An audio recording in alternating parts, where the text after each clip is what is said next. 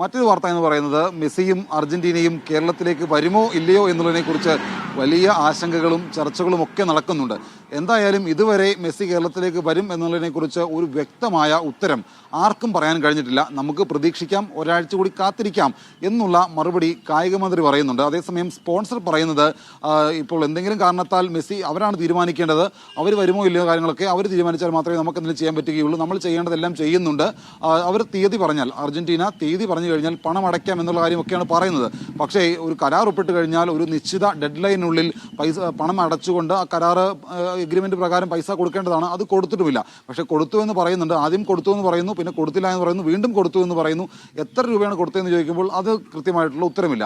അപ്പോൾ അക്കാര്യത്തിനടക്കം വലിയ ആശങ്കയുണ്ട്. പ്രത്യേകിച്ച് അർജന്റീന വരുന്നു എന്ന് തന്നെ കരുതുക. അർജന്റീന ഇപ്പോൾ കേരളത്തിലേക്ക് വരാനുള്ള സന്നദ്ധത അറിയിക്കുന്നു, പണം കൊടുക്കുന്നു. പക്ഷേ ഇവിടെ വന്നാൽ ഏത് സ്റ്റേഡിയത്തിൽ കളിക്കും? ഇപ്പോൾ മന്ത്രി പറയുന്നത് പോലെ കൊച്ചി ജവഹർലാൽ നെഹ്റു സ്റ്റേഡിയത്തിലോ അല്ലെങ്കിൽ തിരുവനന്തപുരത്തെ കാര്യവട്ടം സ്പോർട്സ് ക്ലബിലോ കളിക്കുക എന്നൊക്കെ പറഞ്ഞു കഴിഞ്ഞാൽ അത് അത്ര പെട്ടെന്ന് അത് പ്രായോഗികമാകുന്ന കാര്യമല്ല. കാരണം അടിസ്ഥാന സൗകര്യ വികസനം അടക്കം അതിനകത്ത് കൃത്യമായിട്ട് പൂർത്തിയാക്കേണ്ടതായുണ്ട്. ഇവർ പറയുന്നത് പോലെ 2 മത്സരങ്ങൾ കേരളത്തിൽ അർജന്റീന വന്നാൽ കളിക്കുമെന്നൊക്കെ പറയുന്നുണ്ട്. അപ്പോൾ 2 മത്സരങ്ങൾ കളിക്കുമ്പോൾ എതിരാളികൾ ആരൊക്കെയാണ്, അതിനകത്ത് എതിരാളികൾ ആരെന്ന് നിശ്ചയിക്കാനുള്ള ചർച്ചകൾ എവിടെയെങ്കിലും നടന്നു? അക്കാര്യത്തിനകത്ത് വ്യക്തതയില്ല. മറ്റൊരു കാര്യമുണ്ട്, ഫാൻ മീറ്റിംഗ്. ആരാധകരെ കാണാനായിട്ട് ഏതാണ്ട് കേരളത്തിലുള്ള 3.5 കോടിയിൽ പകുതിയിലധികം ജനങ്ങൾ മെസ്സിയെ കാണാനും അർജന്റീനയെ കാണാനൊക്കെ വരാനുള്ള സാധ്യതയുണ്ട്. അപ്പോൾ ഇവർ വന്നാൽ ഇവരെ വെച്ച് അക്കോമഡേറ്റ് ചെയ്യും.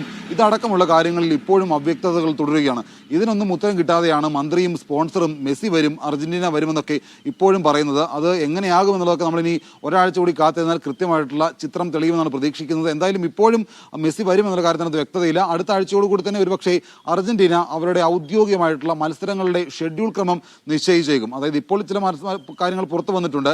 അർജന്റീനയുടെ അടുത്ത സീസൺ മത്സരങ്ങൾ കളിക്കാൻ പോകുന്നത് ഖത്തറിലേക്ക് പോകുന്നുണ്ട്, അതുപോലെ തന്നെ അങ്കോളയിലേക്ക് പോകുന്നുണ്ട്, ചൈനയിലേക്ക് പോകുന്നുണ്ട്. അതൊക്കെ ഇങ്ങനെ പറഞ്ഞു കേൾക്കുന്നതാണ്. എന്തായാലും അക്കാര്യത്തിലടക്കം അർജന്റീന വരും ദിവസങ്ങളിൽ വ്യക്തത വരുത്തും. അതോടുകൂടി കേരളത്തിലേക്ക് മെസ്സിയും സംഘവും വരുമോ എന്നുള്ള കാര്യത്തിനകത്ത് നമുക്കൊരു കാര്യം ഉറപ്പിക്കാൻ കഴിയും. നിലവിലത്തെ സാഹചര്യത്തിൽ വരാൻ ഒരു സാധ്യതയും ഇല്ല എന്നുള്ളതാണ് നമ്മൾ കാണുന്നത്. മറ്റൊരു വാർത്ത എന്ന് പറയുന്നത് മഴയുമായി ബന്ധപ്പെട്ടാണ്.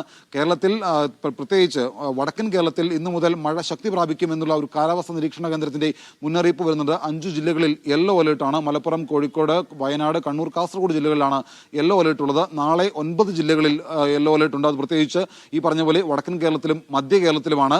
ചൊവ്വാഴ്ചയോടുകൂടി അതിതീവ്ര മഴയ്ക്കുള്ള സാധ്യതയുണ്ട്. ഓറഞ്ച് അലേർട്ടിലേക്ക് ചില ജില്ലകൾ പോയിട്ടുണ്ട്. അത് പ്രത്യേകിച്ച് വടക്കൻ ജില്ലകൾ തന്നെയാണ്. അതേസമയം മധ്യ കേരളത്തിലും തെക്കൻ കേരളത്തിലും ഒറ്റപ്പെട്ട വ്യാപകമായിട്ടുള്ള മഴ പെയ്യുമെന്നുള്ള കാലാവസ്ഥാ നിരീക്ഷണ കേന്ദ്രത്തിന്റെ മുന്നറിയിപ്പുണ്ട്. 50 കിലോമീറ്റർ വേഗതയിൽ വരെ കാറ്റ് വീശാനുമുള്ള ഒരു സാധ്യതയുണ്ട്.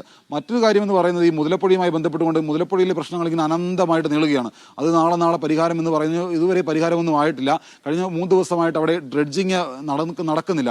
കാരണം മത്സ്യത്തൊഴിലാളികളും അതുപോലെ ഹാർബർ വകുപ്പ് എഞ്ചിനീയറിംഗ് ഉദ്യോഗസ്ഥരും ഒക്കെ ആയിട്ട് വലിയ തരത്തിലുള്ള വാദപ്രതിവാദങ്ങളും അതുപോലെ ചെറിയ സംഘർഷവും ഒക്കെ അവിടെ ഉണ്ടായിരുന്നു.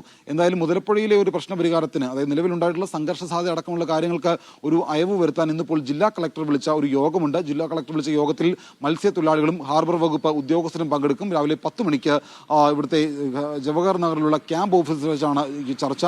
ഈ ചർച്ചയ്ക്ക് ശേഷം മാത്രമേ മുതലപ്പൊഴിയിൽ ഡ്രെഡ്ജിംഗ് പുനരാരംഭിക്കുന്ന കാര്യത്തിലടക്കം ഒരു തീരുമാനം ഉണ്ടാവുകയുള്ളൂ. അങ്ങനെയെങ്കിൽ ഈ ചർച്ച ഫലപ്രാപ്തിയിലെത്തിയാൽ ഒരുപക്ഷെ നാളത്തോടുകൂടി വീണ്ടും മുതലപ്പൊഴിയിൽ ഡ്രെഡ്ജിംഗ് പുനരാരംഭിക്കും. അമൃത.